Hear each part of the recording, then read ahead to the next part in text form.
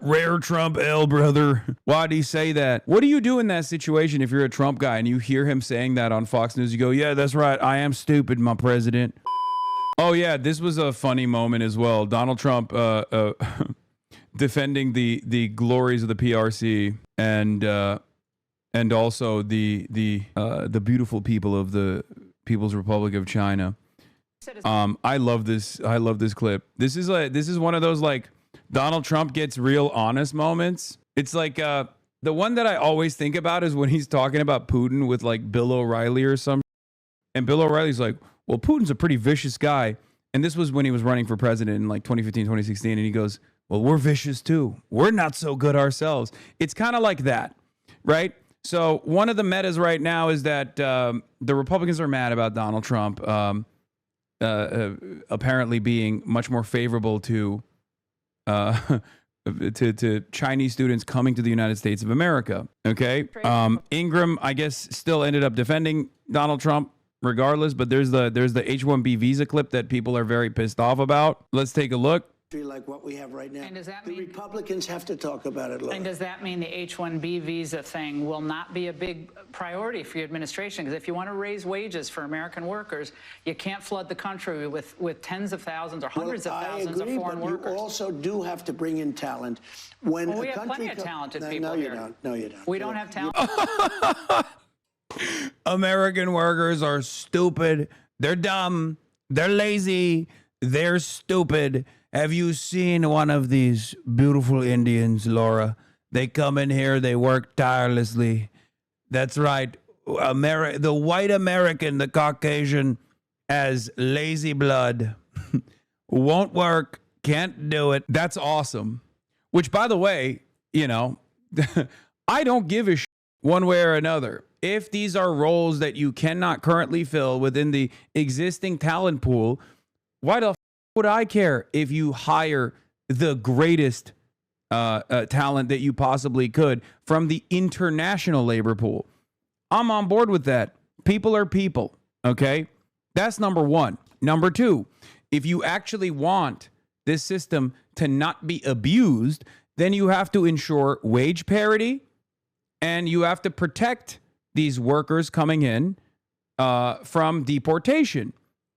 Because if you do that, then you are actually simply bringing people in with H-1B visas because they have a highly specialized labor that cannot be replicated in the domestic market.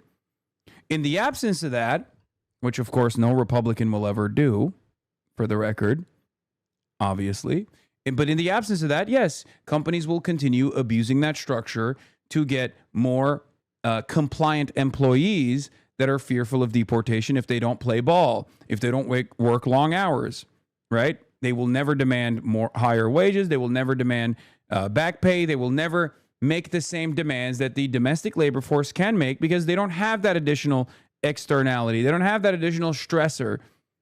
The domestic labor force is not in fear of deportation. They're simply in fear of lack of health care, which is a really good motivator in the minds of the capital owners, right? You lose your job, you lose your health care, or you can't make payments on your student loan debt. These are ways to make the domestic labor force more compliant with the exhaustive exploitative practices that capital owners implement in an effort to extract higher profit margins. But no amount of super profits is enough for our capital owners, and that's why they want more subservient laborers in these highly specialized fields in many instances, and that's how the H-1B visa is exploited. No, you don't have certain talents, and people have to learn. You can't take people off an unemployment line and say, I'm going to put you into a factory where we're going to make missiles, or I'm going to put How did we ever do it before? Well, I'll give you an example. In Georgia. Yeah. There is truth to what he's saying here, for the record. There is truth to what he's saying here because there is no infrastructure to develop talent in this country. The only infrastructure to develop talent in this country still revolves around dumping $100,000 of or saddling every single potential laborer with $100,000 in student loan debt. Okay, it's much more efficient to get a ginormous, to tap into a ginormous English-speaking labor pool with incredibly well-educated laborers waiting for the opportunity to become a part of the American labor force, okay? It's not that there aren't people who could work in these fields, for the record, in the United States of America. Of course there are. Because we're talking about like highly specialized fields.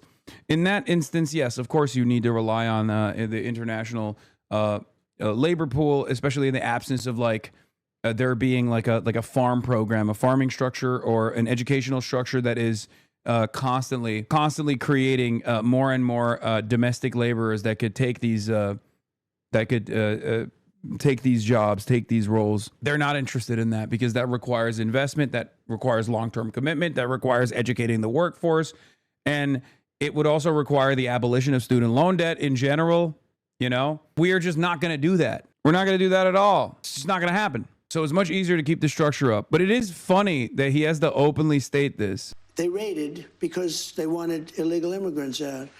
They had people from South Korea that made batteries all their lives. You know, making batteries are very complicated. Yeah, all their lives, these guys from South Korea, they love making batteries. Laura, believe me, they love making the battery. I love batteries. I love batteries, Laura, believe me. And you know what? You know who loves batteries? South Korea. They make them. It's not an easy thing and very dangerous. A lot of explosions, a lot of problems.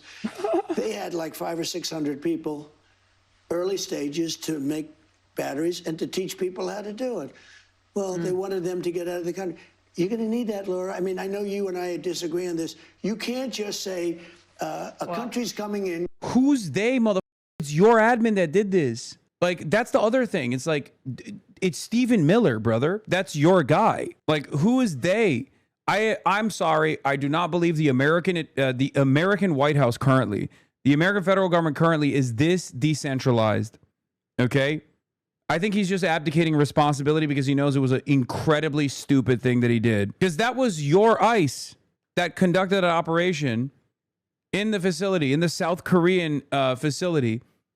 Basically, a couple weeks after you had the South Korean leadership in the White House and you made them commit billions of dollars in IOUs to investing into, American development.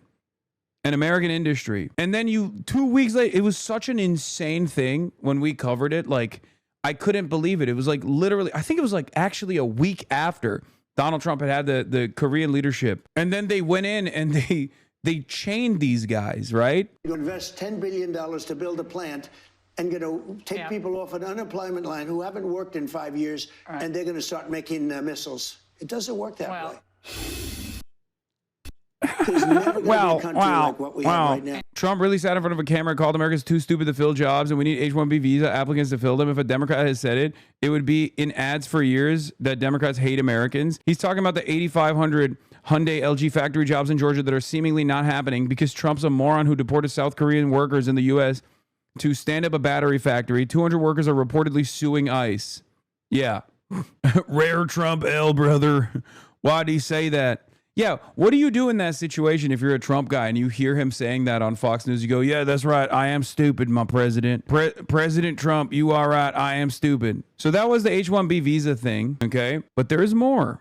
This part of the Laura Ingraham interview was also very funny. You've said as many as 600,000 Chinese students could come to the United States. No, it's not working. Why, sir, is that a pro-MAGA position when so many American kids want to go to school?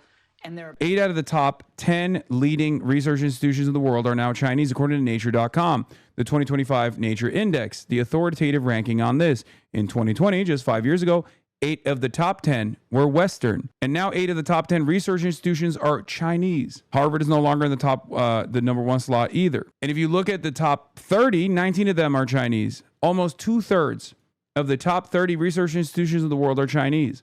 This attitude is shifting, and it's actually a threat to these American institutions in some ways, not only because it diminishes their prestige in the global stage, and that's an important part of soft power in general, but it also is consequential because the foreign students basically prop up these colleges. They are a money faucet.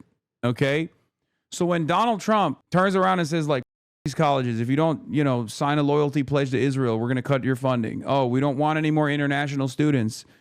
Fuck you. When he says shit like that, he has to inevitably go back and take back those considerations, take back those words, because I assume he got numerous boss calls from very wealthy alumni from all over these elite Ivy League institutions that said, dude, what the fuck are you doing? One, this is a massively consequential brain drain method that we designed for decades that you're just casting aside.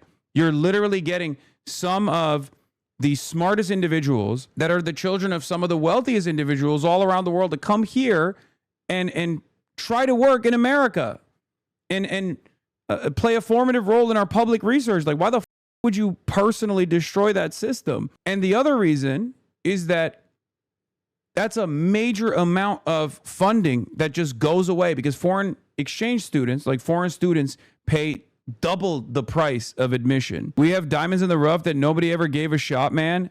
Brother, I understand. Okay. I am an advocate for free college. Okay. Not just K through 12. I'm an advocate for funding our education. Having said that, this is not even fixing that at all.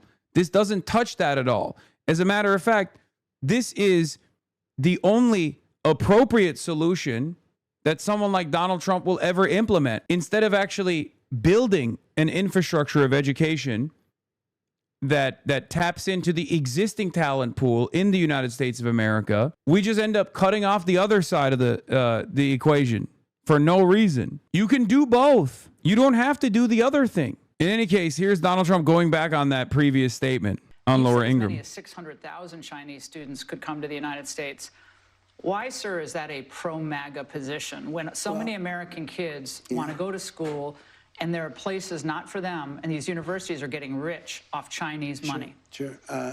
Never said about China, but we do have a lot of people coming in from China. We always have, China and other countries. We also have a massive system of colleges and universities. And if we were to cut that in half, which perhaps makes some people happy, you would have half the colleges in the United States go out of business. So what? Well, I think that's a big deal. Are they fans you would have the of the United States? Yeah, but you would have, as you know, historically, black colleges and universities would all be out of business. You would have a system of colleges and universities. So we're dependent on China to keep our university system going? But I think it's good to have, I actually think it's good to have outside countries. Look, I want to be able to get along with the world. They're not the French. They're the Chinese. They spy on us. They steal our... They're not the French. They're the Chinese. They spy on us. They steal from us. By the way, I will remember what I told you about J.D. Vance when he said China is a backwater nation led by peasants a couple months ago? Remember when I said that will make waves in China? That did make waves in China. They were pissed about that. So they do actually pay close attention to the xenophobic language. They do pay close attention to like this kind of racist nonsense. And it does piss them off for sure. They're not the French. They're Chinese. They steal from us is ridiculous, dude. It's just pure unfiltered racism. Let's see how Trump responds. What, do you think the French are better? Yeah. I mean, really? I don't know. I'll tell you, I'm not so sure. We've had a lot of problems with the French where we get taxed very unfairly on our technology, where, they put 25% taxes on American products. Look, assuming everyone treats us badly, because that's the way I am, but we take in trillions of dollars from students. The students pay more than double when they come in from most foreign countries. I want to see our school system thrive, but at the same time, I know you and I disagree. We're never going to agree on it, but that's okay. And it's not that I want them, but I view it as a... I don't want them, Laura. I don't want them at all. The bullet pierced his ear, but he can still hear the voice of the party is right. By the way, I don't think a lot of Chinese people know that Donald Trump is the great nation state builder for China. I don't think they know that because I keep testing that out on unsuspecting Chinese people that I encounter around here, and they don't understand what I'm saying. Partially because they see a swagged out white boy and they just assume that I'm probably engaging in mockery and I harbor anti-Chinese sentiment, which I do not. But yeah, they don't. I don't think it's as like big of a meme on the Chinese netizen side as I thought it was. When I was a child, I remember my uncle and aunt showing off that they lived in the U.S., had good jobs, and my cousin was fluent in English. They visited us last year, and their attitude is completely different. We know, but it's probably your way of approach. Probably due to translation. Try Chuan Zhangguo. They would not think you are half joking. Citrus brother, why do you do this? I'm lemon brother. They won't disclose their true feelings to you, Jersey boy. They do when they realize I'm a real one. But I've talked about this before. It's just like it. If all you have seen from people who look like me and sound like me is very negative sentiment, then you're going to assume that I'm engaging in mockery and not actual flattery. I get it. We have millions and millions of people. Also, I want to get along with countries if possible. You know, people are shocked. Remember, Hillary Clinton said, we'll be in a war. I stopped 8 wars in the last 9 months. I don't want to be in wars. If I am in a war, we're going to win the thing fast, and it'll be violent. But you know what? I don't want to be in wars. But one thing, you don't want to cut half of the people, half of the students from all over the world that are coming into our country, destroy our entire university and college system. I don't want to do that. I wouldn't lose any. And don't forget, MAGA was my idea. MAGA was nobody else's idea. I know what MAGA was. He invented MAGA. I invented it, except it wasn't. It was actually Ronald Reagan. It's better than anybody else. And MAGA wants to see our country thrive. Was he always this bad and we just didn't see it? I mean, I knew he wasn't going to be as conservative as I would like, but I never imagined he'd be anti-American like this. It's just so brutal, says Conservative Girl 99. Talking about the H-1B visas. From the right, remember, Democrats believe you should get 0 benefits from your American citizenship. 0. Meanwhile, as we sit in our warm studios, and that's where I am, the president's trying to reindustrialize only the entire United States of America. That's all. And if you think Mamdani or the squad, oh, they're going to stand up for you in their workers' garb and they're going to, you know, in their shirt sleeves, get it all done. Maybe some of these mouthy new socialist primary candidates, they're going to get it done for you. Well, you haven't been listening to them. If you're a native-born American who grew up in something approaching a traditional household, they pity you at best and they loathe you at worst. So, there's always going to be disagreements on strategy and approach, and everybody should have their say. But to the more than 77 million Americans who voted for President Trump, don't flinch. No one's better at politics than he is. Don't do it. Don't rock the boat. Come on. And he's a pragmatist. Yeah. Don't flinch. Jeffrey Jedediah Epstein's bestie, by the way. CNN is now running side-by-side clips of Trump and Biden talking about the economy. Let's take a look. Is this a voter perception issue of the economy, or is there more? This is my favorite, dude. Yo, I can't believe CNN is doing this. Is this the Hasanabi broadcast or is this CNN? What's happening here? It needs to be done by Republicans on Capitol Hill or done in terms of policy. More than anything else, it's a con job by the Democrats. So are you saying that voters are misperceiving how they feel, or? So when I took over, you remember? Because you said Biden did that too, because he was saying things were great, but things weren't great. It's synonymous, Biden and Kamala, you know, because you didn't know who the hell was campaigning. Why are people saying they're anxious about the economy? Why are they saying that? I don't know that they are saying. I think polls are fake. We have the greatest economy we've ever had. Look at the Michigan survey. For 65% of the American people think they're in good shape economically. They think the nation's not in good shape, but they're personally in good shape. The polling data has been wrong all along. Oh, the fake polls. The fake polls, Jack. The polls are fake. She says Zoran isn't with the workers. Meanwhile, he's literally with the Starbucks Workers Union. Yeah. This is the type of shit I've been saying for years. And it's part of the reason why so many CNN watching liberals have developed animosity towards my commentary, because they are incapable of nuanced thinking. Unfortunately, I do actually think that they're capable of nuanced thinking. They just don't want to. Okay.